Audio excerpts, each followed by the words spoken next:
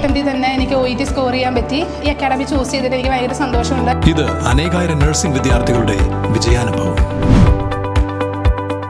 For admissions call 7594054282.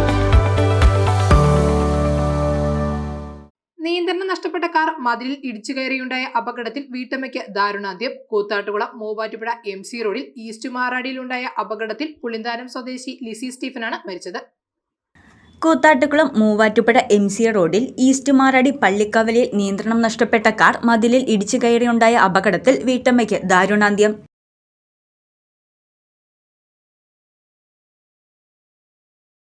ഇന്ന് വൈകിട്ട് 3 ഉണ്ടായ അപകടത്തിൽ പുളിന്താനം മംഗലം കണ്ടത്തിൽ ലിസി സ്റ്റീഫനാണ് മരിച്ചത്. കോട്ടയത്തു നിന്നും മൂവാറ്റുപുഴ ഭാഗത്തേക്ക് വരികയായിരുന്ന കാർ ഈസ്റ്റ് മാറാടി പള്ളിക്കവലയിൽ നിയന്ത്രണം നഷ്ടപ്പെട്ട് റോഡരികിലെ മതിലിലേക്ക് ഇടിച്ചു കയറുകയായിരുന്നു.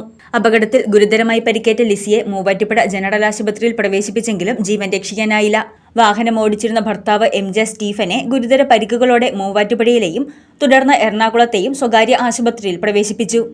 മൂവാറ്റുപുഴ ഫയർഫോഴ്സും പോലീസും സ്ഥലത്തെത്തി മേൽനടപടികൾ സ്വീകരിച്ചു. ലിസിയുടെ മൃതദേഹം പോസ്റ്റ്മോർട്ടത്തിന് ശേഷം നാളെ ബന്ധുക്കൾക്ക് വിട്ടു നൽകും.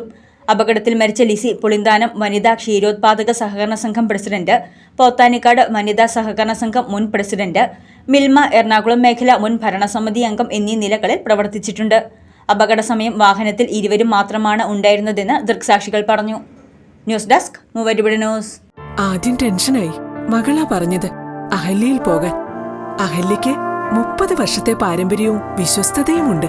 അഹല്യയിലെ വിദഗ്ധരായ ഡോക്ടർമാരുടെ ചികിത്സ കൊണ്ട് എനിക്ക് എന്റെ കാഴ്ചശക്തി പൂർണ്ണമായും തിരിച്ചു കിട്ടി. ഇപ്പൊ എനിക്ക് ഈസിയായി വായിക്കാം. നേത്ര സംരക്ഷണത്തിന് നമ്മുടെ Ahalya. Ahalya foundation eye hospital, കേരളത്തിൽ എല്ലായിടത്തും.